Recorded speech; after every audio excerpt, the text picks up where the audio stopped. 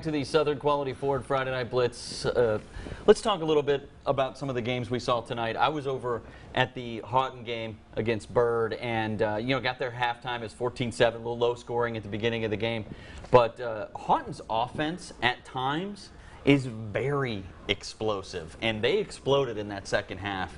And if they can play like that, they can play with just about anybody. Well, we've seen the athletes. They have Tristan Sweeney. He had the deep catch that you're seeing one right here. But we've called C.J. McWilliams' name plenty of times throughout the season. They just have athletes kind of all over the field, and it was one of those things where I don't think Coach Brotherson necessarily knew exactly what he was going to have with this team, but they've come out of the gates red hot, 4-0 now to start the season. 4-0, and that's a big win tonight. But they got a ton of speed, too, like y'all mentioned. And for whatever reason, it seems like they got Bird's number a little bit. They've been giving Bird a lot of trouble the last few years. Where are we going next, Brad?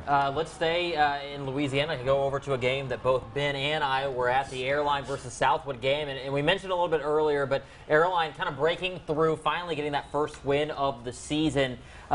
You suffer the loss with their center going out early in the game, and you had some bad snaps. We'll, I guess, have to wait to see, what that means for Airline going forward. But I was impressed with the way the Vikings were playing tonight because, you start out 0-3. It's very easy to kind of, lower your head and go, oh, woe is me. This is not the season we were expecting. They haven't acted like that at all. They've come out ready to play every single week. Oh, no question about it. Coach Meeks is a lot of positive energy. He sounded extremely upbeat despite the 3 losses. All 3 games competitive against top 10 teams in Bastrop Union and Ruston.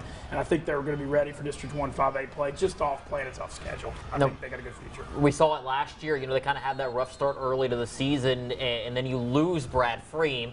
They go on and win 6 straight, make it into the playoffs, make that run in the playoffs. This team, a lot of players from last year's squad, they're battle-tested this year. No question. They were 3-3 last year before that big run, and the way the schedule lines up, it's like Houghton, Captain Shreve, Byrd, North Webster at the end. Still going to have a very, very good year despite the 0-3 start. I think tonight's a step in the right direction, but a huge game at Parkway next week. At Parkway, at Evangel next to really need to win next week. Talk about that run last year. And so you were just telling us a story off the air about down at St. Amant in the pit. In that, what was that? It was the second round. Yeah, St. Amant was 12-1, won their district. Airline was an underdog. And I got so fired up. We were up on the second floor of the press box. They stick, of course, the visiting radio gets stuck, where no one can see them. And when Airline had a 78-yard touchdown by Kobe McGee, who now plays for Northwestern State, I got so fired up on the air, and the Airline coaches who were taping it started jumping up and down, and they could hear the stomping on the first floor. So I look up, and this 70-year-old Cage man is just walking up to me, and I'm not thinking anything of it, and he literally just slaps me as hard as he can on the shoulder. And I go from up here on the air to just so flustered. It's like a Curb Your Enthusiasm. And my radio mic is hot. He literally yells, "Boy, I don't care if you're on the radio or not.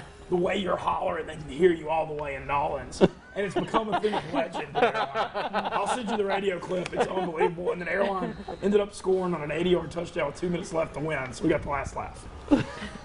Well, hopefully if you have to go down to St. Amant again, you don't get slapped. Awesome. I don't know that they like my kind. We're like the invaders from the north. Listen, if you go back down there, you better not be quiet. I want you to be loud at a 10 on the radio. I knew that there were places to pick a fight in life, but the pit at St. Amant, fold. But it was a crazy story, and one of my favorites I've ever been a part of. All right, let's go to our next game. Going over to Texas, the Carthage Bulldogs had a 29-game winning streak going into the night. Well, now they have a 30-game win streak, the longest in the state right now over in Texas, and they're taking on Gilmer. A lot of people think that Gilmer could be one of those teams that is playing deep into the 4A Division II playoffs. They're a top 10 4A D2 team. And Carthage wiped the floor with them. At one point up 28-0 before Gilmer even got on the board. They go on 66 put to up 66 14, right? in this game. Carthage, it looks like this young man can play. You had, Tucker Smith. He's really filling in for Keontae Ingram, who's now with the Texas Longhorns, and is probably the best running back with the Longhorns as a true freshman. And they just have athletes all over the board. This is Kelvontae Dixon. That's Keontae's brother. It's like Carthage loses amazing talent, and they just reload every single year. There is no rebuilding at Carthage. They're just ready to go. They've won 6 state titles. 6 state titles in 10 years underneath Scott Surratt, and they are geared once again to be the team to beat in 4A Division I. And we were looking forward to a big matchup in 2 weeks between the two 4A Division I and 4A Division II state champions from last year, but Pleasant Grove took a loss tonight. Very close game. So it's still, I still think that's going to be a great game. Carthage and Pleasant Grove in 2 weeks. The Pleasant Grove Falls tonight, snapping their 19-game win streak. But this Carthage buzzsaw, there might be a couple teams out there that can compete, but there's not many in 4A D1 that's going to be able to slow down that offense. I don't believe so either. Let's talk a little bit about Jory's game. Yeah, game of the week. Our game of the week. Jory, take it away. My game was fun, guys. So if there's anything I can say, the final score was a little bit deceiving. So Northwood, if there's anything I can take away from this game, Northwood is the team we thought they were. This game was pretty close at the half, but Northwood came out. They scored first in the game, going up 14-0, and then they scored first again in the second half and really kind of got things rolling. But Luke Bogan, that offense, guys, so high-flying. Just the offensive line's got those 3 solid big guys up front, and then defensively as well. They just were the better team tonight, and again, they're just kind of the team we thought they were, but 2 very good football teams. I was impressed, as always, with. I want to ask you a question. Sure.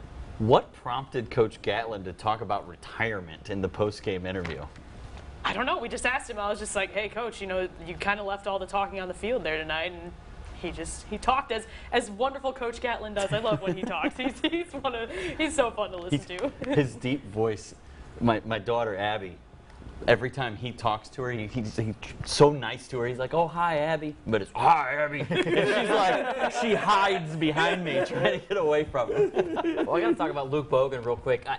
He grows up. He's Peyton's brother. Has to probably be hearing about Dad's Peyton. a quarterback's coach. He kind of in Peyton's brother. I think he is so driven just to kind of beat his brother's records. I think he wants to take every single passing record at Northwood and just make it his own. Well, he was our Player of the Year last year as a sophomore. Yeah. Let's get into this Parkway game real quick. We got about a minute. Real quick, you were out at the game, Parkway. Evangel, you take it away. You were there.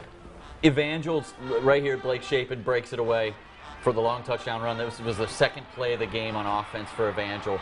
The Evangel offense is starting to get moving a little bit. The defense, the front 7 is good, but without Amani Larry, his little brother playing quarterback, we knew it was going to be a tough night. Anytime they don't think you could throw the ball on them, Evangel's going to be tough to beat. No question, because their front 7 is always going to be monsters, especially Brian Dawson, former LSU defensive lineman.